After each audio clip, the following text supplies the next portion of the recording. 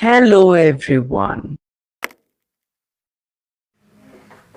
Charu and Dinesh were two partners. Their ratio is given 3:1. This is your old ratio. New ratio, they are saying that Dinesh will get 2 by 5. Dinesh को कितना मिल रहा है 2/5. और goodwill आपने calculate कर ली है. Goodwill कितनी आई है 2 लाख. ठीक है. बस आपको जर्नल एंट्री पास करनी है गेनिंग टू सेक्रीफाइसिंग. तो बेटा देखो अभी तक न्यू रेशियो सीधे दिया रहता था 3:2 4:1 ऐसे कुछ भी. यहाँ इनने कहा है दिनेश को 2/5 मिल रहा है. तो आपको मालूम है डिनोमिनेटर दोनों का सेम होता है. इधर 5 है डिनोमिनेटर तो डिनोमिनेटर इधर भी 5 होगा. तो इस 5 में से 2 माइनस करो तो कितना बचा 3:2. Clear? Yes, ma'am. Now you are having old ratio, you are having new ratio. You can calculate sacrificing ratio and gaining ratio and pass the journal entry. Okay? Yes, ma'am. So that work only you have to do. So if one ratio is given, so we are knowing fraction of both are equal. Due to that, remaining fraction is for the other partner. So now we are calculating old minus new. Positive sacrifice, negative gain.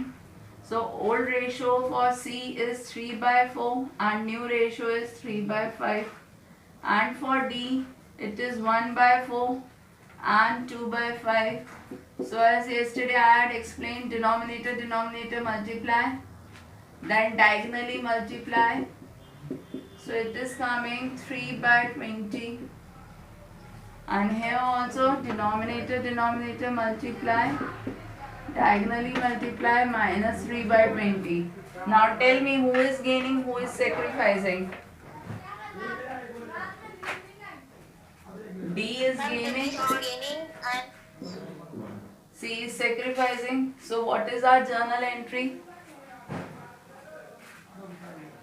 Journal entry क्या होगी हमारी? तो Dinesh capital account debit to Charu capital account. And amount how you are going to calculate. Goodwill से इसका multiply कर लीजिए. तो it is coming 30,000. So it's clear? yes, ma'am. Okay. So now today we are starting our new topic, unaccumulated profits and reserves. Okay.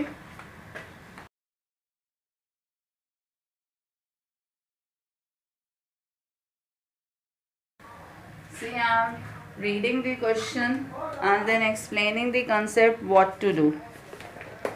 So here they have given question number 31. Pari and Neha were two partners, ratio equally. 1st April they have changed their ratio 2:1. On the day of implementation of the decision, profit and loss debit balance is given you 30,000.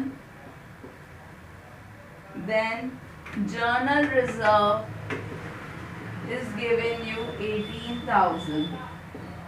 You have to pass a journal entry for the distribution of P&L and journal reserve in their profit sharing ratio. So now what is the concept beta? Unaccumulated profits and reserves are a part of profit.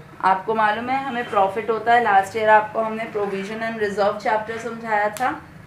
So in that provision and reserve chapter आपको मालूम है provision और reserve हम किस में से create करते थे. फॉर्म. Yes good. हम अपने प्रॉफिट में से क्रिएट करते थे. फॉर्म को जितना प्रॉफिट होता था उस प्रॉफिट में से क्रिएट करते थे. तो जब हम रिजर्व्स क्रिएट करते थे तो उसको लाइबिलिटी साइड लिखते थे कि असेट साइड लिखते थे.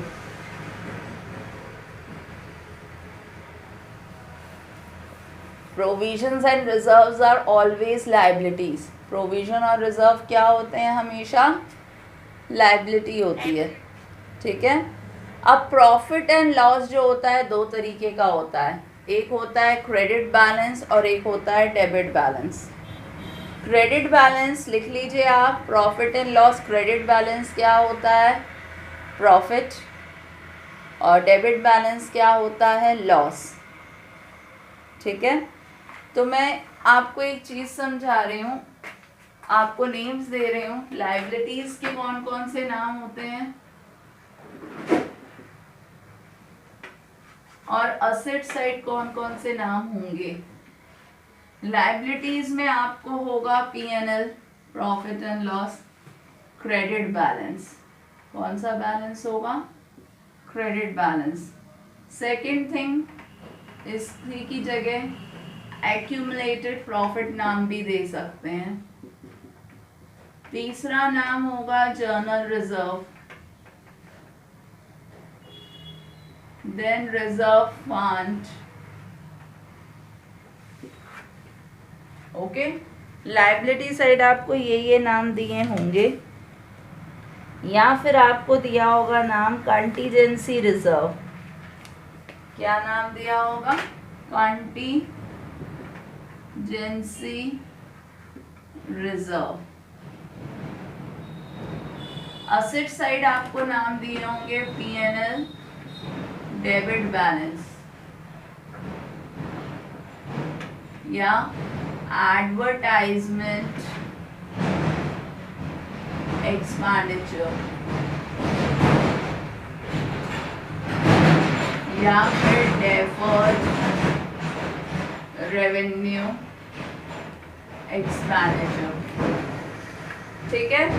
अब इनमें से आपको क्वेश्चन में कोई भी नाम दिए होंगे, आपको खुद अंडरस्टूड करना है ये लायबिलिटी वाले नाम है कि असेट वाले नाम है, ठीक है। तो लायबिलिटीज वाले नाम होंगे तो मैंने इसलिए आपको आइडेंटिटी करवा दी है। ये नाम होंगे तो ये लायबिलिटीज वाले नाम है, और ये वाले नाम हुए तो ये असेट वाले नाम है। तो अगर लायबिलिटीज वाले इनमें से कोई भी नेम आया तो आपकी जर्नल एंट्री क्या होगी? Liabilities account debit to partners capital, और ओल्ड रेशो में बांट दिया जाएगा। और अगर इनमें से कोई नाम आया तो जर्नल एंट्री क्या हो जाएगी हमारी? Partners capital account debit to assets, और इसको भी किस रेशो में बांट दिया जाएगा? ओल्ड रेशो में। आया समझ में क्या कहा मैंने? I have given you liabilities name even, I have given you assets name even.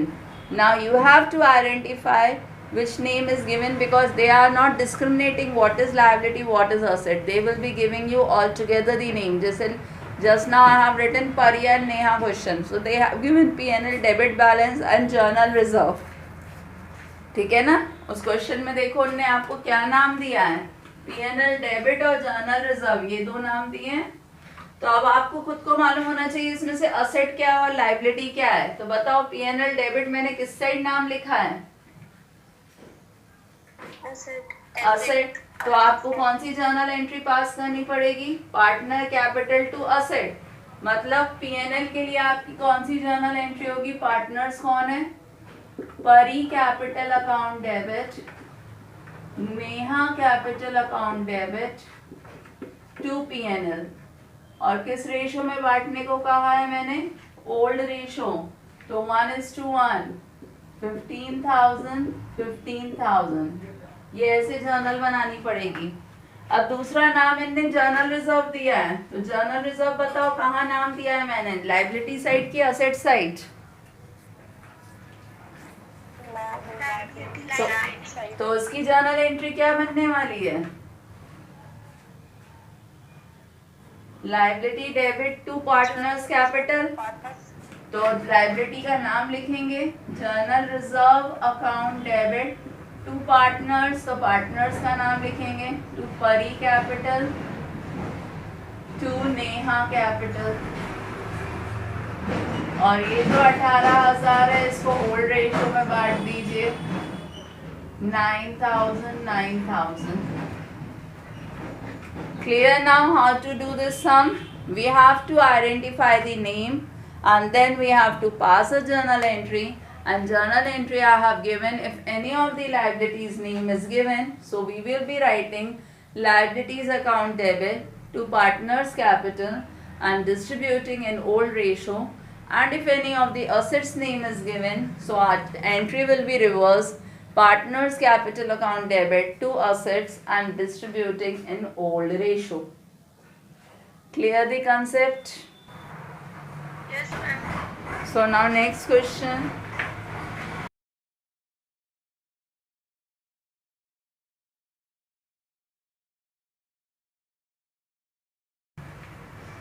See now beta, next question is XYZ partners.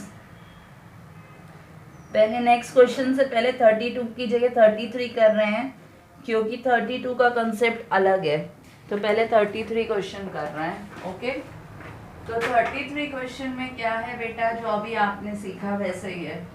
P and Q partners 3:1 and with effect of new ratio is 2:1. For this purpose goodwill is valued.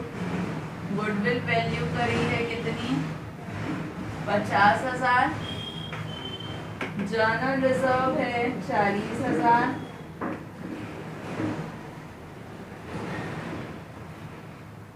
अब concept दूसरा है, वैसा एक ही सम था.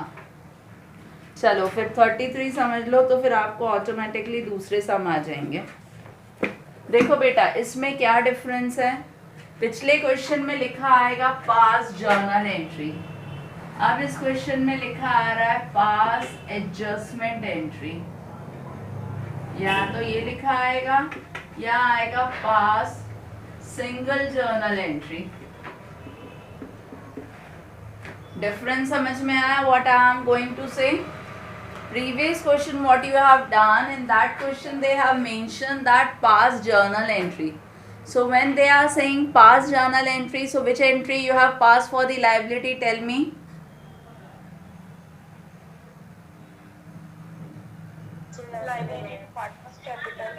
Liabilities account debited to partners capital. And which entry we have passed for the asset? Partners capital account. Partners capital to Asset. So what is mentioned in question? What they are going to mention for that?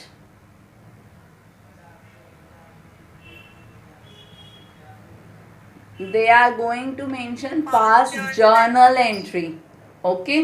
Now here they have given you past adjustment entry. So when adjustment entries are given, then rule will be going to change. And what will be our rule? जो मैंने अभी liabilities के name लिखवाए थे, तो वो liabilities में से जो भी लाइबिलिटीज होंगी उन सारी लाइबिलिटीज को आप क्या कर दोगे, प्लस. और अभी जो मैंने आपको असेट्स के नेम्स लिखवाए थे, अगर उनमें से कोई असेट का नाम होगा तो आप क्या कर दोगे, माइनस. और फिर आपको गुडविल की वैल्यू दी होगी तो गुडविल की वैल्यू कर दोगे प्लस. आपकी क्या बन जाएगी, नेट वैल्यू. क्या बन जाएगा, नेट वैल्यू. और इस नेट वैल्यू को आपको किससे मल्टीप्लाई करना पड़ेगा, सेक्रीफाइसिंग रेशो और गेनिंग रेशो से. और आपको सिंगल जर्नल एंट्री पास करनी है, तो सिंगल जर्नल एंट्री आपकी क्या होगी, gaining partner debit to sacrificing partner. आया समझ में क्या कहा मैंने? फिर से रिपीट कर रही हूँ, सुनो. अभी मैंने आपको लास्ट क्वेश्चन में लाइबिलिटीज की लिस्ट लिखवाई है और असेट की लिस्ट लिखवाई है. So from that if any of the liabilities name are given, so that liabilities को क्या करना पड़ेगा, add. And from that, if any of the asset name is given, then that asset name we have to subtract. And if in question goodwill is given, so goodwill we have to add. So इन सबको plus minus करके कुछ value आएगी, that value is called as net value. और उस net value को हम फिर कैसे करेंगे, जैसे कल आपने गुडविल का ट्रीटमेंट करा था, गुडविल को हमने सेक्रीफाइसिंग और गेनिंग से मल्टीप्लाई करा था और फिर जर्नल एंट्री पास करी थी गेनिंग टू सेक्रीफाइसिंग, तो वैसे ही करेंगे। डिफरेंस आया समझ में बेटा कि नहीं आया? Yes ma'am. ठीक है, जब सिंगल एंट्री होगा तो ये रूल अप्लाई होगा, जब जर्नल एंट्री बोलेंगे तो वो रूल अप्लाई करेंगे। तो अब चलो मुझे बताओ, सबसे पहले आपका काम है आपको सेक्रीफाइसिंग और गेनिंग रेशो निकालना। तो old ratio minus new ratio, positive sacrifice negative gain. So चलिए, P का ओल्ड रेशो दिया है 3/4 और न्यू रेशो दिया है 2/3। Q का ओल्ड रेशो दिया है 1/4, न्यू रेशो दिया है 1/3। So what is your gaining and sacrificing is coming 1/12, 1/12.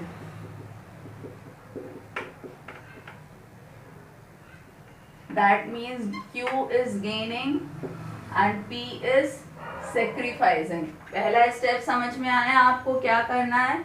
सबसे पहले आपको सेक्रीफाइसिंग और गेनिंग रेशो निकालना है, वो हमने निकाल लिया। सेकेंड स्टेप, इनने हमें ये दो चीजें दी हैं। जर्नल रिजर्व बताओ लाइबिलिटी है कि असेट है?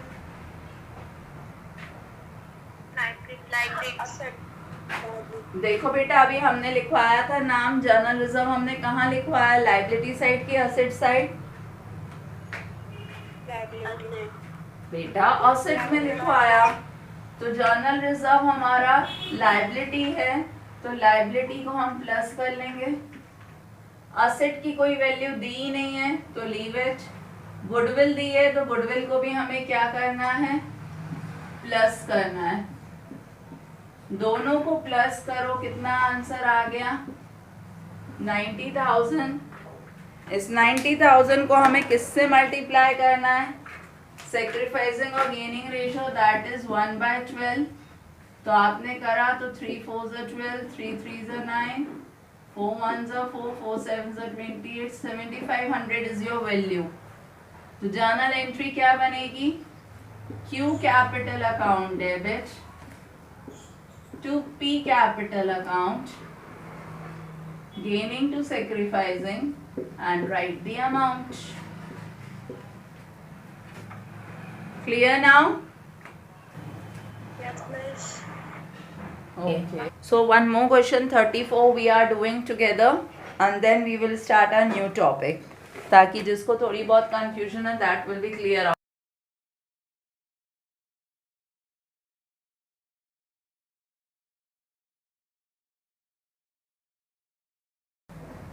चलिए अब मैं क्वेश्चन रीड कर रही हूँ और समझा रही हूँ, listen it carefully and tell me the step, which step first we have to do. In this question they are saying us A, B, C are partners, their ratio is 1:3:2 and now they have changed their ratio and make it 4:6:5. They decided that goodwill is valued at the total of previous 3 years. देखो word पढ़ो क्या कहा है, goodwill is valued at the total of previous 3 year. Average निकालने को नहीं कहा, बस उनने कहा टोटल करो और गुडविल आ जाएगी। तो गुडविल आप कैसे निकालोगे, यहाँ पे सबको प्लस कर लो सारे प्रॉफिट्स को, और उनने वो भी प्रीवियस 3 ईयर कहा है। तो प्रीवियस 3 ईयर बताओ कौन से होंगे, 15 16 17 की 18 17 और 16? 18 17 17 and 18. Yes, 16 17 and 18. So 18 it is 1,40,000, 17 it is 1,20,000 and it is given a loss. हमें एवरेज नहीं निकालना है because they had said us total, तो बस टोटल करो। तो आपका कितना आ रहा है ये 260 माइनस 80,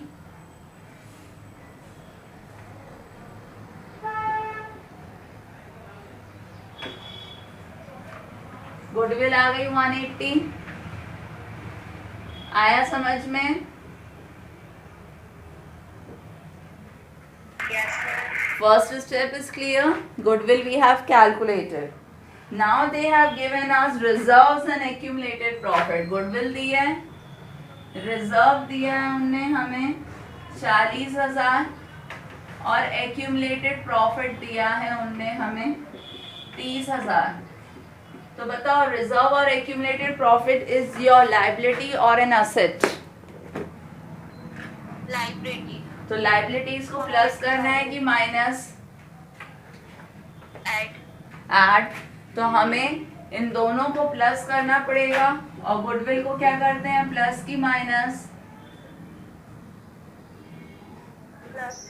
तो अब सबको प्लस करो, आपका नेक्स्ट स्टेप नेट वैल्यू आपको पता लग जाएगी. तो नेट वैल्यू कितनी आ रही?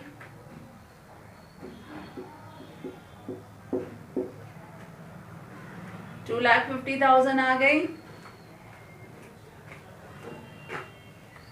यहाँ तक भी क्लियर है?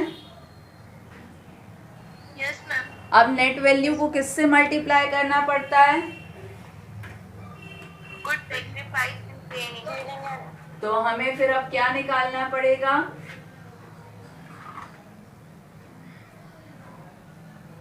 सेक्रीफाइसिंग और गेनिंग. Sacrifice and gaining. तो सेक्रीफाइसिंग और गेनिंग कैसे निकलता है?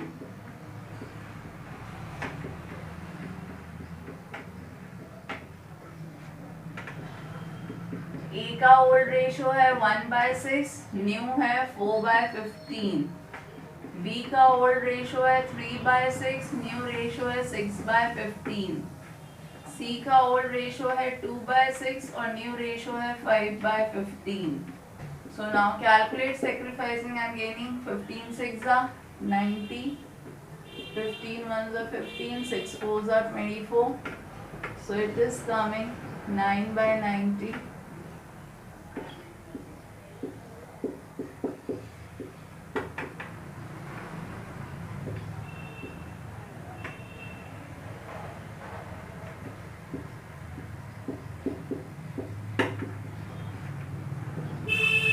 That means B is sacrificing, A is gaining. और छोटा बना लो तो ये क्या हो जाएगा? 1/10, 1/10. इतना आया सबका? This much is also clear. Yes, ma'am. So now next step what to do? Journal entry बनाइए. जर्नल एंट्री कैसे बनेगी? Gaining to sacrifice. तो who is gaining? A. तो A capital account debit to B capital account. Amount कैसे आएगा?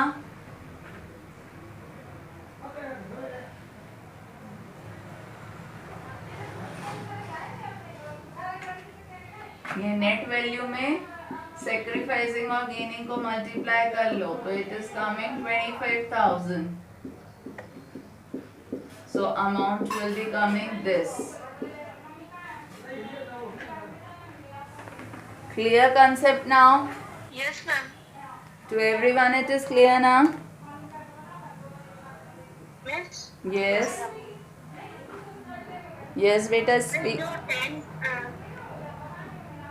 10,000 का loss में वो काम है. लॉस कहाँ दिया बेटा? 10,000 का क्वेश्चन में दिया है कोई लॉस? क्या वो लॉस का 10,000 का कुछ यूज नहीं होगा क्योंकि उनने गुडविल बस हमें कहा है 3 इयर्स की निकालनी है. तो कंफ्यूज करने के लिए चौथे साल का लॉस भी दिया हुआ है और अपन ध्यान नहीं देते तो हम लोग उन्हीं को यूज करके निकाल देते जिससे आपका पूरा सम गलत हो जाता.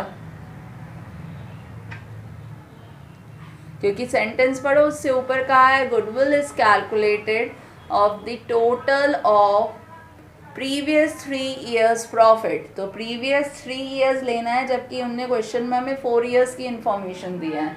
तो that to confuse you all. Clear now? Okay बेटा. So now today you have to revise up till here. Tomorrow I am going to start a new topic, that is revaluation account. Keep studying.